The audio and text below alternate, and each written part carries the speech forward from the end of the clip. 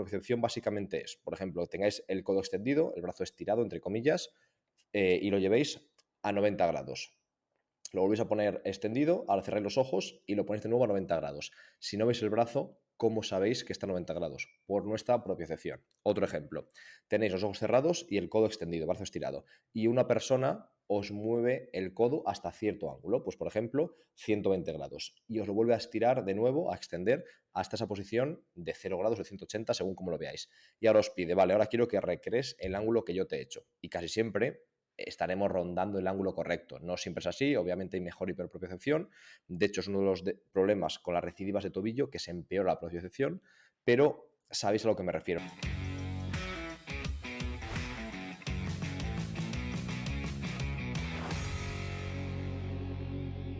Muy buenas, compañeros. Espero que todo vaya genial. Hoy vamos a hablar de un tema que creo que a todos 100% nos ha tocado de cerca. Tanto nosotros mismos seguramente alguna vez en la vida habremos sufrido alguna esguince de tobillo, y si no es que tenemos muchísima suerte o los tobillos más fuertes que conozco, y seguro 100% que algún jugador vuestro o jugadora ha sufrido alguna vez esguince de tobillo. Al final es una de las lesiones más comunes en baloncesto. De hecho, muchos artículos que analizan la epidemiología lesional en baloncesto la sitúan como la principal, o la principal en cuanto a frecuencia, no tanto a gravedad, pero sí en cuanto a que es muy, muy común, y por lo tanto, a muy poco que mejoremos, nos va a ayudar muchísimo cortos equipos. Al final, imaginaos que mejoramos o reducimos un 5 o un 10% la frecuencia y un 5 o un 10% la severidad, la duración. Al final eso nos ayuda muchísimo a nuestro club y a nuestros jugadores, y obviamente eso nos lo van a corresponder apreciándonos más y valorándonos más en nuestro club, tanto el entrenador como los jugadores, como la directiva, etcétera. Al final, jugadores y jugadoras más contentos y en la pista hacen que su trabajo luzca mucho más. Así que vamos a intentar aprender un poquito más sobre este tema. Al final es un tema muy, muy, muy amplio y no queremos cubrir absolutamente todo en este podcast, porque si no al final duraría 3 o 4 horas y sería quizás un poco tedioso al final también hacerlo todo en audio. Por eso tenemos una formación que está publicada en el Learning Lab, donde tratamos con vídeo, con fotos, con audio, con imagen, todo este tema, con diferentes ejercicios, donde explicamos todo con detalle, y creo que es mucho más visual y que vais a aprender mucho más. Entonces, con esto, 100% creo que vais a aprender, o a lo mejor si sabéis muchísimo sobre este tema, por lo menos repasaréis, pero para los que queráis dar un paso más y realmente ser, por así decirlo, especialistas o saber mucho de este tema concreto y de cómo reducir el riesgo lesional de este tobillo, sobre todo reducirlo, luego un poco de tratamiento, pero sobre todo evitar que ocurran, o si ocurran que sean de muy poca severidad. Que sepáis que ya tenéis en el Learning Lab esta formación basada en evidencia como siempre, pero muy, muy práctica. Es decir, hacemos cosas pues, que en los papers no hemos visto, porque al final siempre van un poco por detrás, porque buscan esa estabilidad y esas condiciones muy, pues eso, muy estables y muy protocolizadas, y el rendimiento no es así. Por lo tanto, tenemos muchísimo metido a nivel de experiencia propia y sobre todo enfocado 100% a nivel práctico, a cómo trabajar desde ya con cero o prácticamente cero material, por lo que en cualquier nivel lo podéis aplicar, ¿vale? Vamos ya con el tema. Al final, lo que comentamos, las lesiones de tobillo en baloncesto son de las principales y básicamente podríamos dividirlas en traumáticas y no traumáticas. Traumáticas, en las que, por ejemplo, algo nos golpea, imaginaos que vais, no se da tanto en baloncesto, pero en deportes como fútbol ocurre más, que tú a lo mejor vas corriendo y alguien directamente te fuerza, te pisa el tobillo y te produce un esguince de forma traumática, es decir, te lo fuerza, por así decirlo, esa fuerza externa, ese vector externo de fuerza.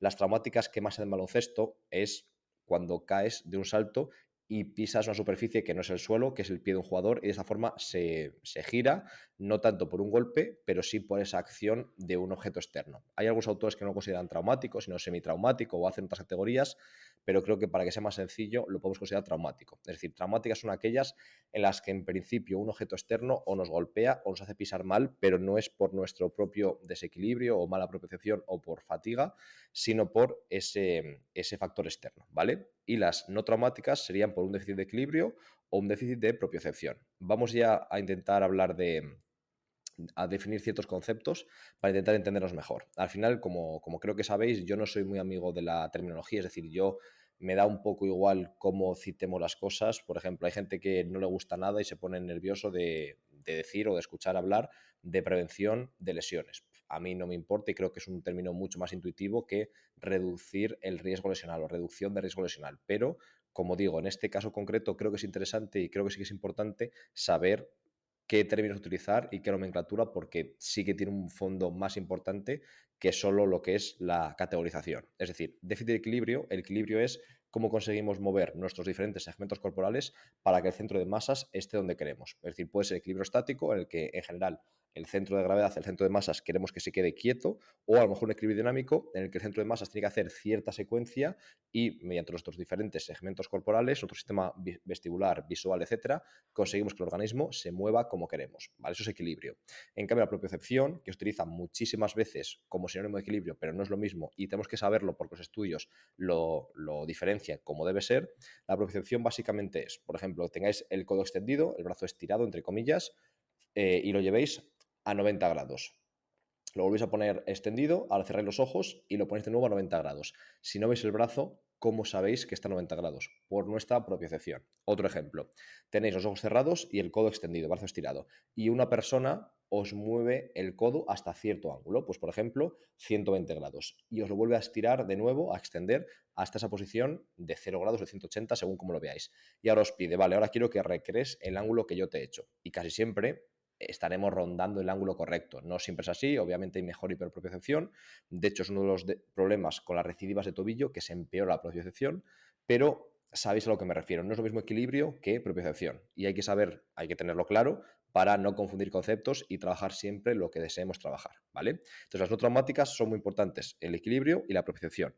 Y en las traumáticas realmente no hay mucho que podemos hacer. ¿Por qué? Porque si nos golpean directamente, lo único que podemos hacer es intentar evitar que nos golpeen si nos damos cuenta, pero si no, tanto en los golpes como en las caídas sobre otra persona, sobre otro pie, los mecanismos lesionales son más rápidos que los mecanismos preventivos del cuerpo, ¿vale? Entonces, ese tipo de gestos se suelen dar en menos de 100 milisegundos y en cambio nuestros mecanismos para compensar esa torcedura, esa eversión o inversión forzada de tobillo, son más lentos. Por lo tanto, no va a haber ningún trabajo de prevención o de reducción de riesgo lesional tan bueno, tan óptimo y tan rápido como para conseguir contrarrestar una vez que esa acción se ha desencadenado. Por lo tanto, ¿qué podríamos hacer? En principio, solamente dos estrategias. Por una parte, un vendaje preventivo, es decir, hay equipos en la ACB, hay muchos, bueno, en ACB en otras ligas, que vendan siempre a los jugadores. Yo, por ejemplo, en Braunschweig hubo en mi segundo año el GM, por así decirlo, el gerente o el director general, dijo que todos los jugadores se iban a vender el tobillo siempre, en todos los entrenamientos que fuesen con contacto. Entonces, pues poco a poco le convencimos el fisio y yo de que creíamos que no era lo más adecuado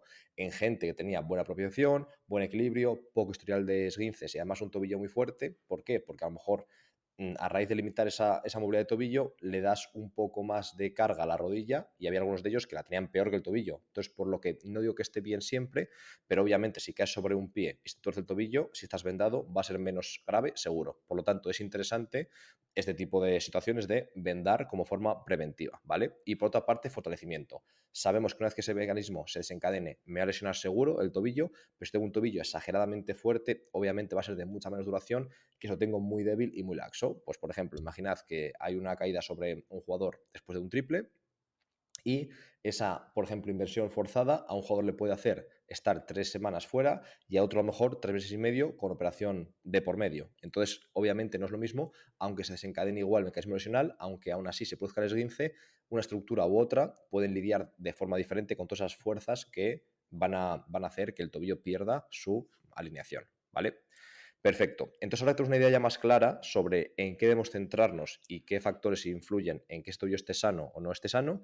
Vamos a intentar analizar ciertos artículos que nos den una perspectiva un poco menos común de lo que ya sabemos. Es decir, los artículos van a ir muy centrados en el comportamiento visual y al final hay mucha más evidencia y mucho más explicado el resto de áreas en el curso que os comento en Learning Lab, ¿vale? Pero en este caso me centraré mucho en la evidencia que tenéis puesta en las notas del episodio en la descripción, ¿vale? Y además del enlace al Learning Lab, pero como os comento, el resto de áreas están mucho más desarrolladas en el Learning Lab.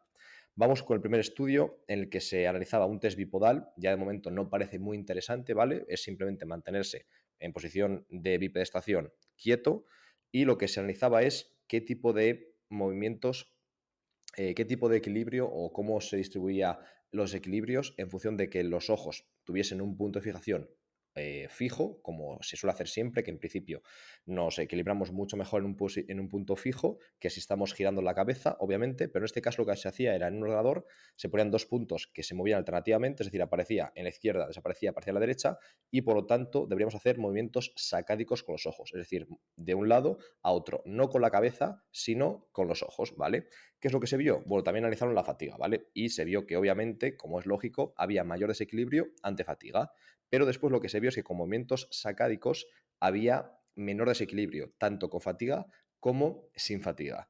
Y esto es curioso, con ojos cerrados se vio que era peor el equilibrio con estando fresco, pero en cambio en fatiga se supone que lo mejoraba. Esto me parece raro porque al final creo que todos, cuando hacemos alguna progresión y le mandamos al deportista a cerrar los ojos, es muchísimo peor, pero bueno, que sepáis que siempre los estudios o en algunos estudios que no tienen una muestra exageradamente grande, pues puede ocurrir esto. Pero básicamente la lectura fue que movimientos sacádicos eran mejores que ojos cerrados y mejor que un punto fijo para mantener el equilibrio y hacer que el centro de masa se moviese menos y tuviese menor área de desequilibrio postural, ¿vale? El segundo estudio, en la misma línea, tenía condiciones que eran no fatiga, una condición de estiramiento previo y una condición de fatiga. Básicamente, ¿qué es lo que encontraron? Que la fatiga disminuye la fuerza y, por lo tanto, el equilibrio, es decir, disminuye la fuerza que esa estructura del tobillo puede generar y por lo tanto dificulta el equilibrio. La fatiga, el protocolo de fatiga era elevaciones o sea, gemelo, ¿vale? Extensión de tobillo.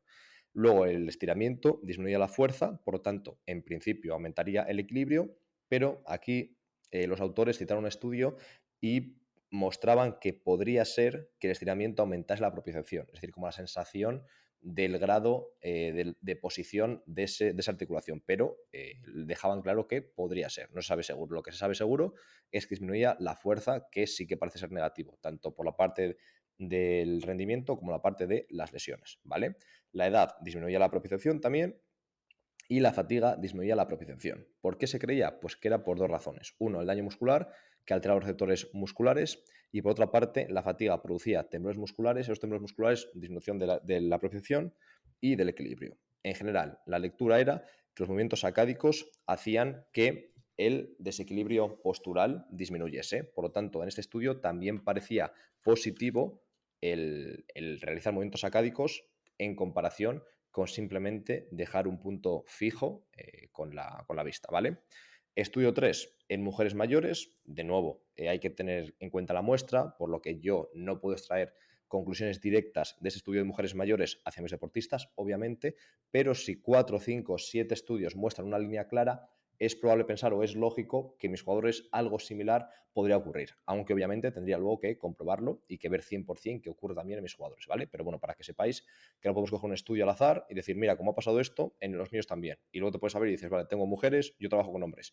Tengo mujeres de 70 años, yo trabajo con hombres de 25. Tengo mujeres caucásicas, yo trabajo con jugadores negros, africanos, latinoamericanos, caucásicos. Es decir, intentemos que la muestra sea lo más parecida posible y si no, por lo menos tener un poco de precaución al extrapolar los resultados, ¿vale?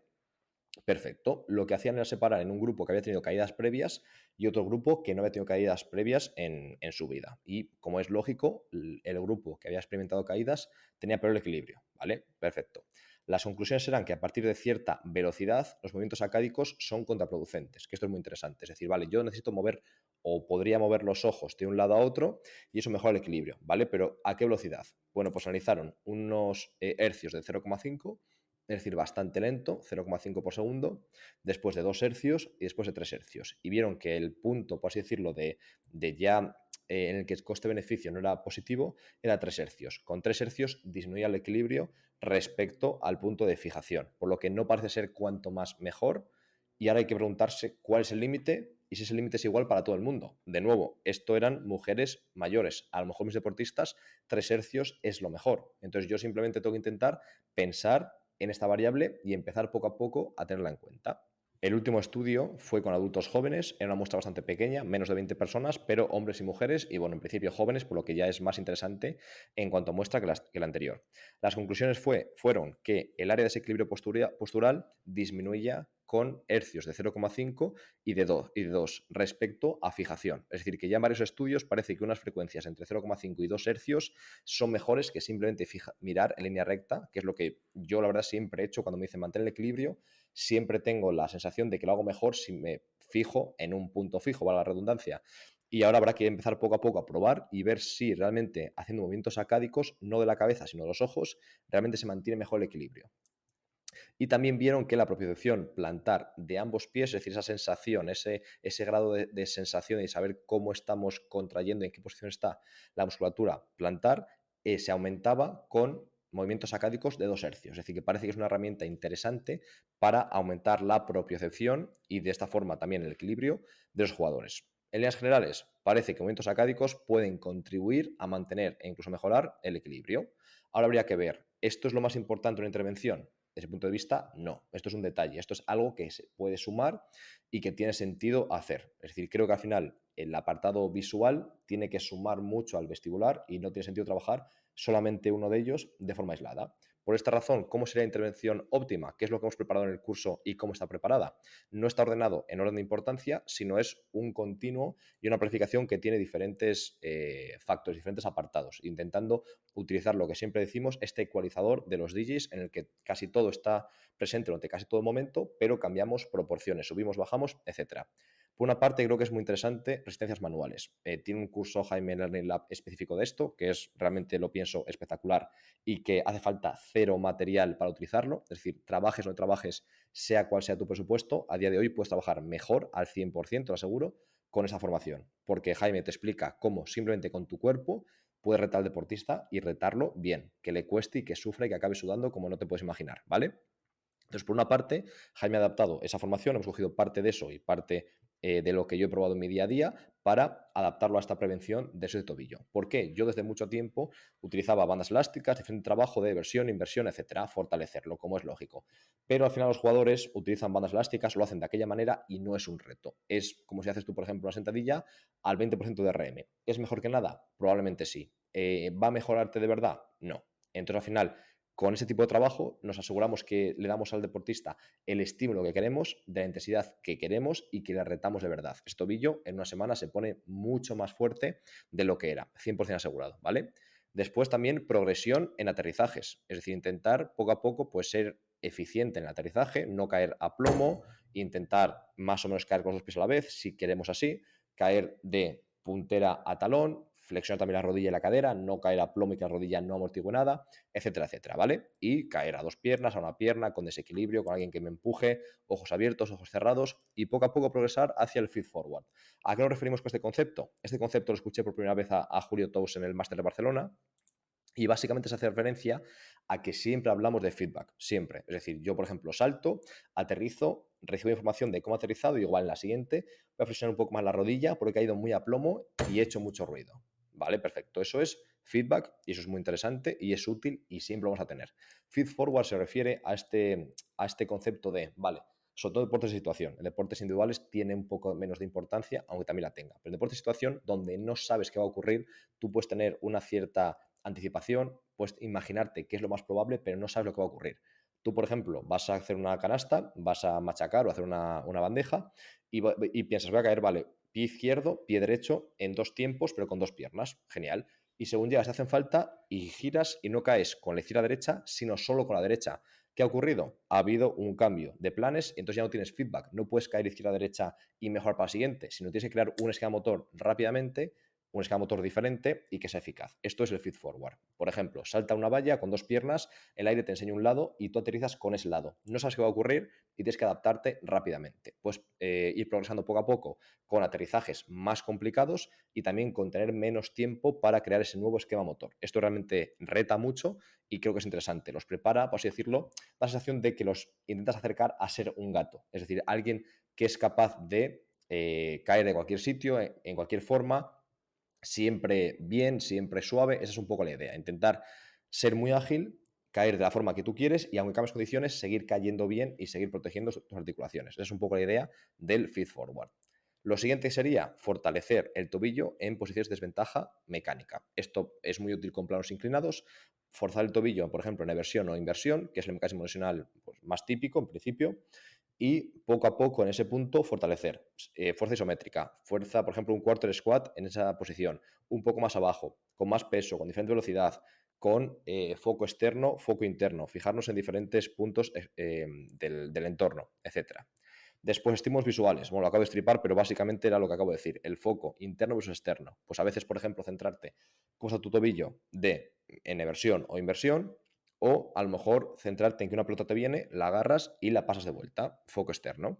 Movimientos sacádicos. Podemos, por ejemplo, combinar ojos cerrados con ojos abiertos con hacer movimientos sacádicos o en diferentes frecuencias. Y después también es interesante a veces perder el foco visual. Es decir, lo que sabemos que es mucho más difícil es estar mirando al frente, por ejemplo, girar la cabeza a 90 grados, dejas de tener cualquier tipo de referencia y luego vuelves. Esto con diferentes velocidades hace que sea cada vez más difícil mantener el equilibrio, ¿vale?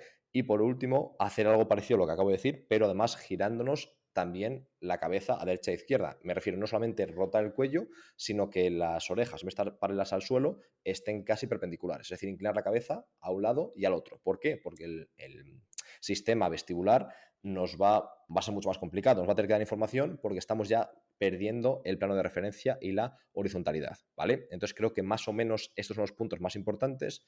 Luego es muy interesante la planificación, cómo juntarlos y cómo situarlo, pero bueno, que sepáis que todo esto lo tenéis en la formación, que está puesto con vídeos, con ejemplos, con progresiones y que creo que realmente es una formación que vale muchísimo la pena y es prácticamente gratis en Learning Lab, ¿vale? Así que nada, compañeros, cualquier tipo de duda, si alguien quiere más información, escribidnos e intentaremos ayudaros, ¿vale? Un abrazo.